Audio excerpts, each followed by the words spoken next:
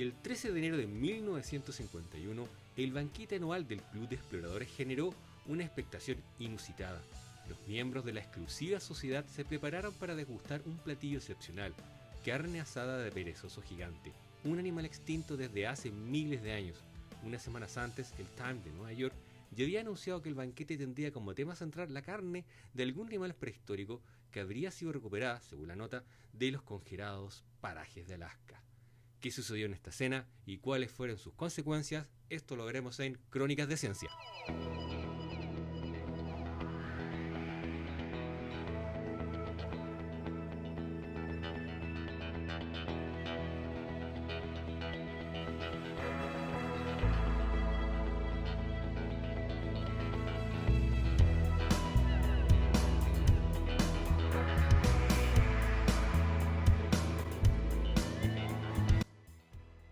En la cena, y para completar el tema polar, los cócteles se habrían servido con hielo proveniente de un glaciar del Ártico, y los platillos se iban a aderezar con plantas de la tundra y con cenizas del volcán Veniaminov. El menú era ciertamente extraordinario, aún para los estándares de una sociedad que acostumbraba a ofrecer tarántulas fritas y ojos de carnero en sus ya famosas cenas. Esta cena resultó todo un éxito, y los comensales encontraron muy apetitoso el exótico manjar, que complementó a la perfección con una rica sopa de tortuga que sirvió como entrada. Los relatos del exótico festín fueron tan emotivos que Paul G. Howes, miembro del club que no pudo asistir al evento, solicitó al organizador una muestra del exquisito platillo de aquella noche. Howes, quien a la sazón era curador de un museo de historia natural en Connecticut, recibió unas pequeñas lonjas de carne, las cuales preservó en un frasco que rotuló cuidadosamente como una muestra de carne de megaterio, un perezoso gigante extinto. El frasco permaneció por décadas en los anaqueles de varias colecciones de historia natural hasta que en 2015 un grupo de investigadores decidió utilizar las modernas técnicas de comparación de ADN para determinar la identidad de los supuestos bocados de perezoso y esclarecer de una buena vez la veracidad o falsedad de la famosa historia del banquete antidiluviano de 1951. Los científicos sabían de antemano que la probabilidad de que los pedazos de carne hubieran pertenecido realmente a un perezoso gigante era muy baja. A finales del Pleistoceno, hace cerca de 12.000 años, era muy baja.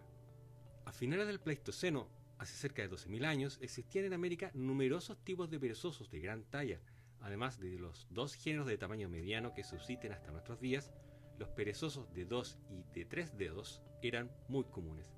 El megaterio era una gigantesca bestia del tamaño de un elefante y de un peso de hasta 6 toneladas, pero esta especie vivió solamente en América del Sur y su presencia en Alaska, tal como afirmaban los organizadores de la cena, era una posibilidad muy remota.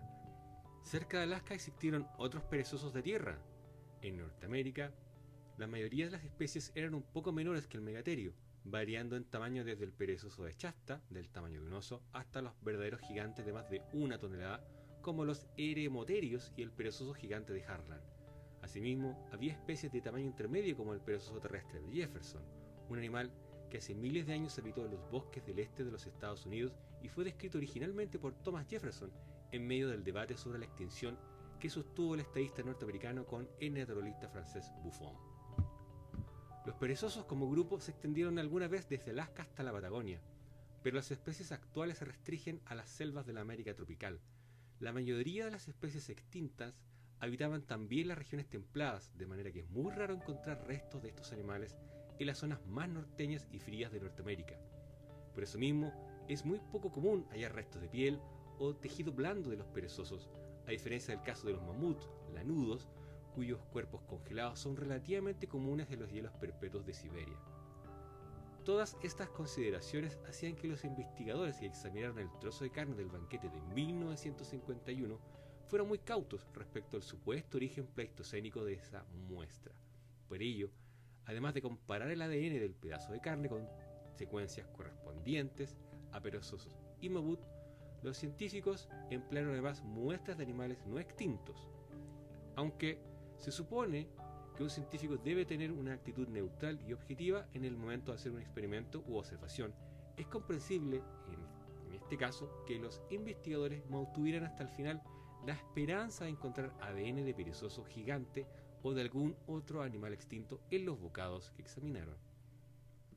Desafortunadamente para ellos y para el resto de los fanáticos de las historias increíbles, resultó que el pedazo de carne no era de perezoso ni de mamut ni de ninguna especie extinta, más aún, ni siquiera era de un mamífero. El trozo de tejido muscular resultó ser de tortuga marina verde. Aparentemente los chefs del banquete del Club de Exploradores utilizaron la carne del quelonio para preparar no solamente la sopa de tortuga con la que abrieron la cena, sino también para cocinar el plato principal, la supuesta carne de perezoso gigante. El extraordinario banquete de 1951 resultó ser tal vez no tan sorprendente, una elaborada broma de los organizadores. El hecho de que la leyenda del festín de carne de perezoso gigante haya perdurado por tantos años como una historia creíble nos recuerda lo cercano en el tiempo que estuvieron de nosotros los animales de la llamada Era del Hielo. Se llama así al periodo correspondiente a la última glaciación del Pleistoceno, que a su vez es la época geológica que se extiende desde el final del Pleistoceno, hace 2,6 millones de años, hasta el principio del Holoceno, hace 11.700 años. La historia de los perezosos nos recuerda también la existencia, no hace mucho tiempo, de los enormes animales ya extintos que dominaron el planeta durante millones de años y que desaparecieron apenas hace unos pocos milenios. Era la época de los gigantes, eran los tiempos de la megafauna del Pleistoceno. Ahora, cuando hablamos de megafauna, ¿de qué estamos hablando? Estamos hablando de megafauna, especialmente el contingente de animales de gran talla que han existido sobre la Tierra durante el periodo cuaternario, es decir, en los últimos 2,6 millones de años de la historia geológica. Tradicionalmente, se ha considerado como miembro de la megafauna a cualquier especie animal de más de 45 kilogramos de peso promedio. Los verdaderos gigantes, sin embargo, son los herbívoros de más de 1 tonelada de peso y los depredadores de más de 100 kilos, los cuales han sido llamados megaherbívoros y megacarnívoros, respectivamente. En las faunas actuales existen solo 10 megaherbívoros, las 3 especies de elefantes, la jirafa, el hipopótamo y 5 especies de rinocerontes. Entre los megacarnívoros actuales se encuentran depredadores como el tigre, el león y varias especies de osos, así como algunas variedades de cocodrilos como el de mar y el del Nilo. El carnívoro terrestre más grande hoy en día es el oso polar, del que se conocen individuos de hasta 800 kilos. Los herbívoros grandes incluyen especies que van en tamaño desde un venado grande, de alrededor de 45 kilos, hasta especies con peso cercano a 1 tonelada, como el rinoceronte de Sumatra, el gaur, un bóvido asiático pariente de las vacas domésticas, y el alce. Además de estos mamíferos, hay que considerar las tortugas gigantes de tierra y algunas aves no voladoras, como el avestruz. Los carnívoros terrestres varían en tamaño desde el lobo gris hasta los leopardos y jaguares de cerca de 100 kilos, pero incluyen también reptiles como el dragón de Komodo y varios tipos de lagartos y cocodrilos de tamaño moderado. Durante la era del hielo, la megafauna era mucho más diversa de lo que es hoy en día. En Norteamérica, por ejemplo, existieron hasta el final del Pleistoceno 27 géneros de megaherbívoros y una decena de megacarnívoros. De todos ellos han sobrevivido hasta nuestros días 2 de los carnívoros, el oso polar y el pardo, pero ninguno de los herbívoros existe ya. Resulta lamentable que hoy en día no podamos ya azorarnos con la vista de un perezoso gigante, del tamaño de un elefante, recargado en un enorme tronco. Tampoco podemos sentir la tierra cimbrándose al paso de las manadas de mamut, mastodontes y otros elefantes que alguna vez fueron muy comunes. Los humedales ya no tienen gliptoterios, gigantescos armadillos de más de 1 tonelada, ni cobijan poblaciones de los enormes roedores de más de 100 kilos como el castor pleistoceno y el carpincho norteamericano. Hoy en día ya no se escucha los rugidos de los felinos dientes de sable o de los leones norteamericanos que alguna vez aterrorizaron a las numerosas manadas de caballos y de gigantescos camellos también ya extintos. El mamífero depredador más grande y feroz, el enorme oso chato de casi 1 tonelada de peso, no acecha más en los parajes norteamericanos actuales. Los raudos berrendos no huyen ya de los vertiginosos ataques del campeón pleistoceno de la velocidad, el chita norteamericano. Vivimos en un mundo empobrecido zoológicamente, como lo mencionó Alfred Russel Wallace en 1876, del que han desaparecido recientemente todas las formas más enormes, las más feroces y las más extrañas. La extensión de los grandes mamíferos pleistocenos y sus posibles causas fueron motivos de gran debate desde principios del siglo XIX, una vez que Cuvier había establecido en 1796 la realidad de la extensión de las especies. El propio Cuvier propuso, en el contexto de su teoría catastrófica, que la desaparición de los mamíferos del Pleistoceno se había debido a algún repentino cambio de gran magnitud, una revolución que había afectado toda la superficie del planeta. Ya en el siglo XIX, algunos naturalistas ingleses identificaron la revolución de Cuvier con el diluvio universal narrado en el Génesis. Uno de ellos fue el geólogo William Buckland, quien en 1821 creyó haber encontrado evidencia tangible del gran diluvio en una cueva de Inglaterra. En el verano de 1821 se descubrió en Kirkdale, en el condado histórico de Yorkshire, Inglaterra, una cueva en cuyo interior había una gran cantidad de pedazos de hueso. Alertado por un colega naturalista sobre el hallazgo, Buckland se dispuso a explorar la caverna en busca de Reliquiae Babiloniae, vestigios del diluvio bíblico.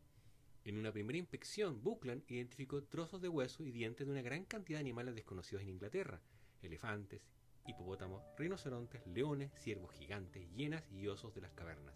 El hecho de que los restos estuvieran desperdigados por todo el suelo de la cueva hizo pensar a Buckland que efectivamente aquellos huesos habían sido arrastrados por una inundación de gran magnitud. Sin embargo, Buckland era, además de un devoto cristiano, un escéptico intérprete de la evidencia geológica. Un rápido vistazo a la cueva le hizo ver que la única entrada a la caverna, un pequeño hueco de menos de 1 metro de alto, hacía imposible que el cuerpo de un animal de la talla de un hipopótamo pudiese haber sido arrastrado al interior.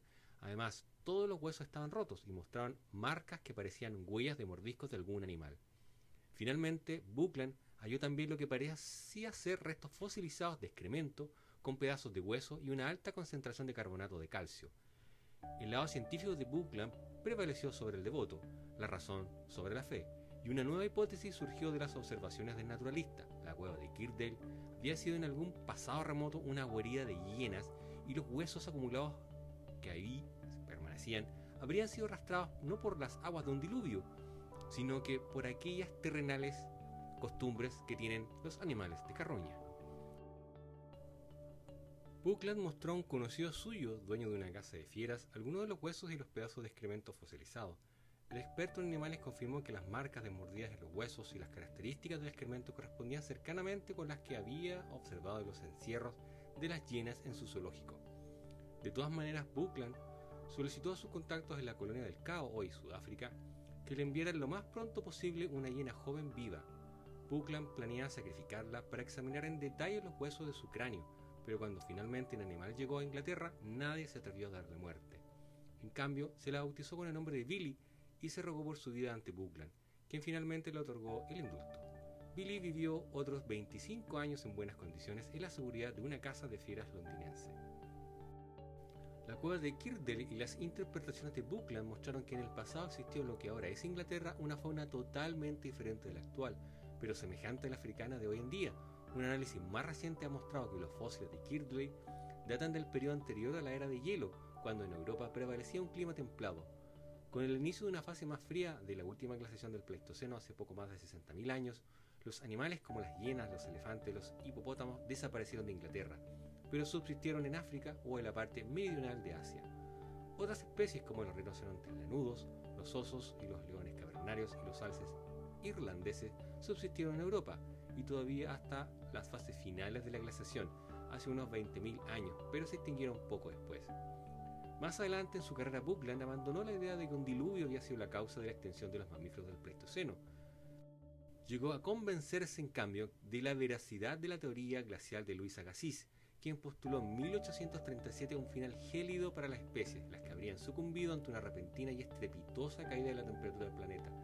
Según Agassiz, la temperatura de la Tierra se mantiene sin oscilación considerable durante una época geológica dada, pero entonces decrece repentinamente al final de cada época, con la desaparición de los seres organizados característicos de esa época, para surgir de nuevo con la aparición de una nueva creación al inicio de la siguiente época. El patrón de extinción de especies en el Pleistoceno europeo coincide muy bien con los cambios climáticos, en particular la desaparición de los grupos de especies como la fauna que Buckland halló en Kirkdale se dio generalmente durante caídas notables en la temperatura promedio. Un estudio reciente ha mostrado que los cambios climáticos probablemente fueron la causa principal de la extinción de la mayoría de las especies de la megafauna europea, pero las trayectorias de extinción fueron diferentes para cada especie. Así, mientras algunas especies desaparecieron muy al principio de la era de hielo, otras, como los mamuts y rinocerontes lanudos, subsistieron hasta el final del Pleistoceno, y otras más, como los bisontes y los renos, sobrevivieron hasta el presente.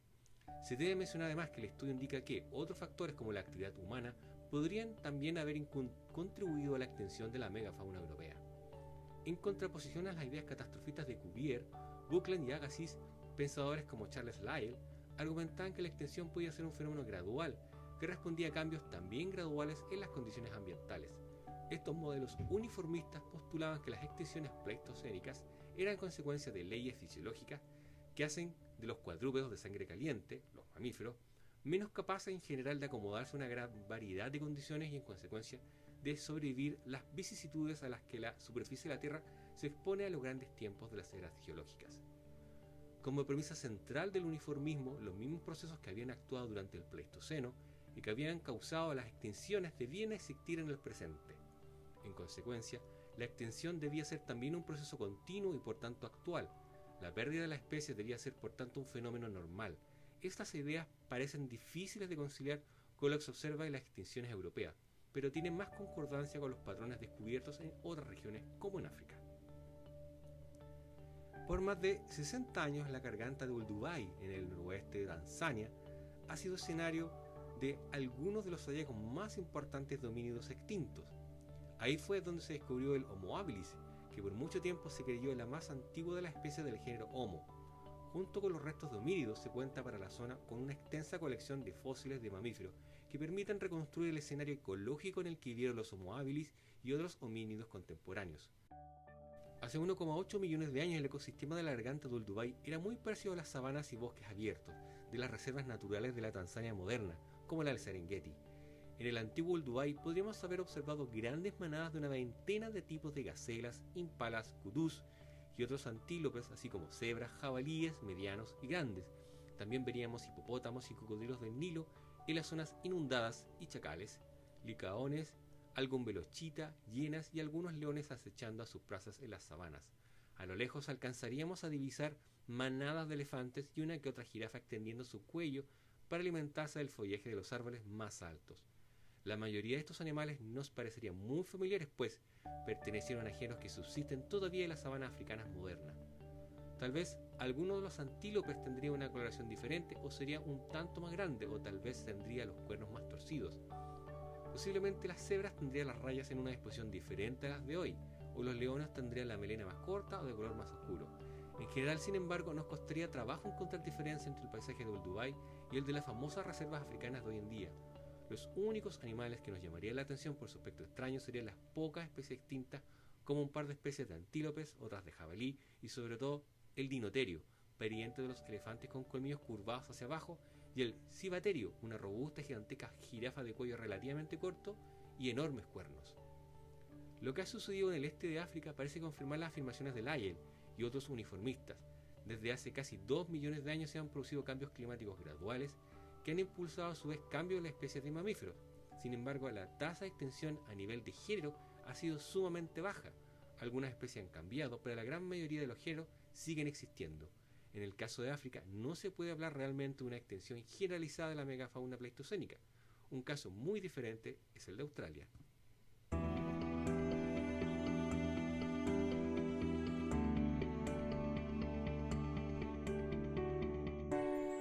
Cuando el ser humano llegó a Australia hace poco más de 50.000 años, se encontró con un mundo extraño de plantas y animales. Estos primeros australianos probablemente estaban familiarizados con bestias de gran tamaño en sus tierras ancestrales del sureste de Asia, pero lo que hallaron en su nuevo territorio se veía completamente diferente. Una de esas extrañas criaturas era el Geniornis, una gigantesca ave de la familia de los patos y gansos, pero incapaz de volar. Los Geniornis medían hasta 2 metros de alto y pesaban hasta 200 kilos. Los científicos piensan que este animal no era carnívoro, porque su pico carecía de gancho en el extremo y las patas no tenían los talones como en las aves de presa actuales. De todas maneras, debe haber sido un animal realmente imponente. Se sabe por 2 tipos de evidencia que los humanos convivieron con los Geniornis. En primer lugar, hay pinturas rupestres que muestran claramente la imagen de aves con características morfológicas que coinciden con las reconstrucciones que se han hecho de los Geniornis. Y en segundo lugar, hay evidencia de que los primeros australianos consumían huevos cocidos de este animal. Gifford Miller y sus colaboradores examinaron pedazos de cáscaras de huevos de Geniornis asociados con restos de fogatas de decenas de miles de años de antigüedad. Al reconstruir la posición de los pedazos de cáscara y examinar la estructura de aminoácidos, los investigadores encontraron asimetrías que indican que los huevos, en el momento de estar expuestos al fuego, estaban acomodados con su parte más ancha hacia abajo. La única explicación razonable para este patrón es que los australianos ancestrales acomodaban los huevos de esa manera en sus fogatas para cocinarlos y después consumirlos. Hay restos de huevos de Genionis asociados a fogatas hasta hace aproximadamente 47.000 años. Esto nos muestra en primer lugar que los primeros australianos se alimentaban con frecuencia de los huevos de aves gigantes. Los datos sugieren además que los Genionis se extinguieron o al menos se volvieron muy raros hace unos 47.000 años. Finalmente, el patrón indica que también el ser humano podría haber jugado un papel importante en la desaparición de esta gigantesca ave. Los Genionis son solo un ejemplo de las decenas de gigantescos y extraños animales con los que los humanos se encontraban al llegar a Australia. La megafauna de mamíferos de Australia se distingue porque todos sus miembros son marsupiales, a diferencia de los placentarios, que constituyen las faunas de gran talla del resto de los continentes. El Diprotodon, por ejemplo, era un enorme marsupial parecido en aspecto exterior al inofensivo wombat, un marsupial con aspecto de oso pequeño, rechoncho y con las patas cortas, pero del tamaño de un hipopótamo y con un peso de más de 2 toneladas. Un pariente de menor talla era el Zygomatorus, que se veía tanto en aspecto como un hipopótamo pigmeo del África Oriental, como de 1 metro de alto, de unos 250 kilos de peso y que probablemente era semiacuático.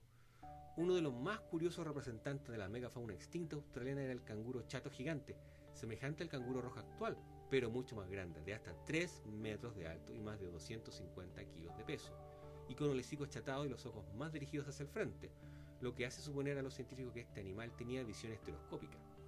El león marsupial fue el mamífero depredador más grande de Australia, de más de 1,5 metros de largo y poco más de 100 kilos de peso. Este mega carnívoro, que no era pariente de los leones africanos, sino de los wombat y de los koalas, seguramente generó respeto entre los primeros australianos, quienes lo representaron con frecuencia en sus pinturas rupestres.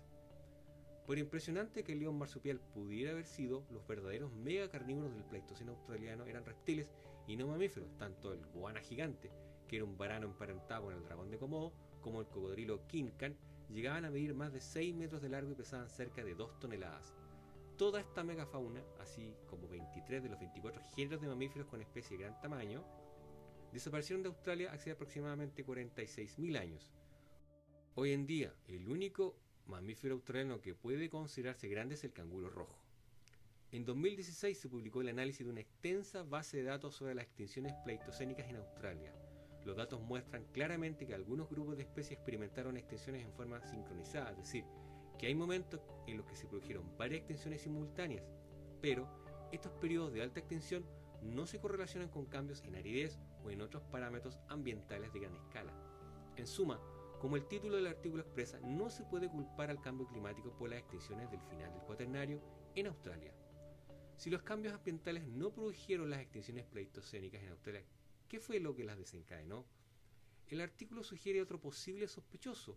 La megafauna australiana se extinguió por completo 13.500 años después de la llegada del ser humano y varios de sus componentes desaparecieron mucho antes de ese límite. Como lo muestran los huevos cocidos de Genyornis, el ser humano depredó directamente sobre algunas de las especies de la megafauna australiana. También es posible que las alteraciones ambientales producidas por los humanos, particularmente el fuego y la pérdida del hábitat natural, hayan desempeñado un papel importante en la extinción de la megafauna. Un caso aún más extremo de exterminio de la megafauna por los humanos podría ser el de Norteamérica.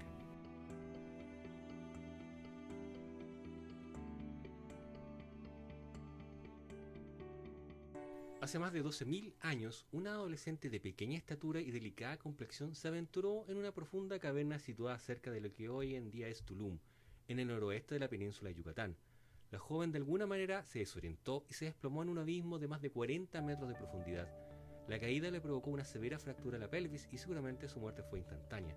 El cuerpo del adolescente quedó descansando en la profundidad de la cima, cerca de restos de animales prehistóricos que habían caído al abismo desde cientos de años antes, extraños compañeros de tumba para la desafortunada jovencita. Pasaron los años, cientos de miles de años. La última glaciación del Pleistoceno llegó a su fin. Los hielos continentales se derritieron, los mares subieron de nivel y la cueva se inundó hasta cubrir con más de 40 metros de agua los huesos de la joven y de los animales. El abismo se convirtió en un cementerio sumergido de oscuridad perpetua que preservó las osamentas que permanecieron inmóviles en el fondo de la cima inundada hasta que un día, de mayo de 2007, llegaron los buzos. Aquel día un grupo de exploradores descubrió la enorme cámara subterránea a la que llamaron Hoyo Negro por lo oscuro y tenebroso del sitio. En exploraciones posteriores, los buzos encontraron los huesos de la joven y de inmediato dieron aviso a las autoridades arqueológicas. 7 años después, luego de arduas labores de exploración y de análisis del material, se publicó finalmente el informe científico con asombrosas noticias. El esqueleto de hoyo negro resultó ser el vestigio humano más antiguo registrado hasta ahora en Nuevo Mundo, con una edad de entre 12.000 y 13.000 años, y el ADN extraído de un diente reveló afinidad de la jovencita con las poblaciones actuales de indígenas americanos, lo que refutó la hipótesis de que los más antiguos pobladores de América habían formado parte de un linaje diferente del de los pueblos nativos de hoy en día. En todo caso, la gran antigüedad del esqueleto fue prueba de la presencia del ser humano en el norte de la península de Yucatán hace cerca de 13.000 años. El estudio confirmó también la coexistencia de los humanos con algunos de los mamíferos pleistocénicos hace apenas unos cuantos miles de años. Se encontraron restos de animales extintos como el confoterio de Cuvier, un pariente de los elefantes, el felino de dientes de sable, el perezoso terrestre de Shasta y otro tipo de perezoso todavía no identificado. Además, se hallaron huesos de animales que hoy en día no existen en la península de Yucatán, como el gato montés americano, el coyote y un tipo de búrcido emparentado con el oso de anteojos sudamericano. Finalmente, se identificaron también los restos de especies que todavía existen en algunas regiones del sur y del este de la península, como el puma, el tapir centroamericano, el jabalí de collar y el coatí de nariz blanca. En otras cuevas de la península, en ocasiones asociados con restos de seres humanos, se han encontrado fósiles de otros animales pleistocenos, como el caballo mexicano, el gliptoterio y una especie de llama del Pleistoceno. Estos datos muestran que a finales del Pleistoceno la península de Yucatán mantenía una rica fauna que incluía varios miembros extintos de la megafauna. Hoy en día, en la mayor parte de la península no existe ningún mamífero que pueda considerarse grande, ya no digamos miembro de la megafauna. Solo en los remanentes de selva del sur de la península habitan en cantidades cada vez menores especies como el jaguar y el tapir centroamericano. Los verdaderos gigantes desaparecieron del ecosistema yucateco hace miles de años. En Norteamérica, la desaparición de la megafauna coincide con el tiempo y la llegada, además de la dispersión del ser humano en el continente, y en particular con la aparición de un tipo de herramienta particularmente adecuada para la cacería de los grandes mamíferos, la llamada tecnología Clovis. Uno de los instrumentos característicos de esta tecnología es la punta Clovis, que consiste en una piedra afilada en un extremo y redondeada en el otro, lo que permitía fijarla en el extremo de una lanza de madera. Este tipo de instrumentos se han hallado asociados en depósitos con fósiles de grandes mamíferos, particularmente mamuts, lo que generalmente se interpreta como evidencia de cacería de los animales de la megafauna. La evidencia más antigua de la tecnología Clovis data de hace unos 13.000 años. Un análisis reciente del genoma de un esqueleto humano enterrado ceremonialmente junto con herramientas Clovis reveló un parentesco genético muy cercano entre la gente Clovis y los grupos indígenas modernos, lo que sugiere que los propios Clovis o algún otro grupo de la misma población podrían ser los ancestros directos de la mayoría de los pueblos nativos de América. Las piezas Clovis desaparecen del registro arqueológico al mismo tiempo que varios miembros de la megafauna se fuman del registro fósil. Esta coincidencia ha llevado a algunos científicos a postular que la extinción de finales del Pleistoceno puede haber sido causada por el exterminio de la megafauna por los cazadores Clovis. En particular, Paul Martin ha propuesto su hipótesis de la Blitzkrieg para explicar la extinción de la megafauna. El término Blitzkrieg, guerra relámpago en alemán, se refiere a una estrategia militar usada en la Segunda Guerra Mundial en la que se empleaban rápidos movimientos de las tropas con apoyo aéreo para lograr un rápido aniquilamiento del enemigo. Martin propuso en 1973 un modelo de poblamiento humano del continente americano en el que las poblaciones se expandían a partir del estrecho de Bering hacia el sur hasta alcanzar la punta meridional de Sudamérica en menos de 1000 años. A su paso por el continente, la densidad de población humana en determinados momentos y lugar era suficiente para provocar la extinción de los grandes mamíferos debido a la cacería en gran escala. En poco tiempo, tal vez en unos cuantos cientos de años, el ser humano habría llevado a la extinción a la mayoría de los grandes mamíferos. Desde su postulación y hasta hoy en día, la hipótesis de la Blitzkrieg ha generado gran interés y controversia y ha estimulado un nutrido número de contribuciones científicas que han abordado el tema de las extinciones pleistocenas. Después de décadas de intenso debate, a finales de 2015 la postura de los investigadores parece no haber cambiado mucho. Hay grupos de investigación que tienden a ser los liderados por ecólogos o paleobiólogos que ven en la correlación temporal de las extinciones con la aparición de los seres humanos una prueba evidente de la hipótesis de Martin.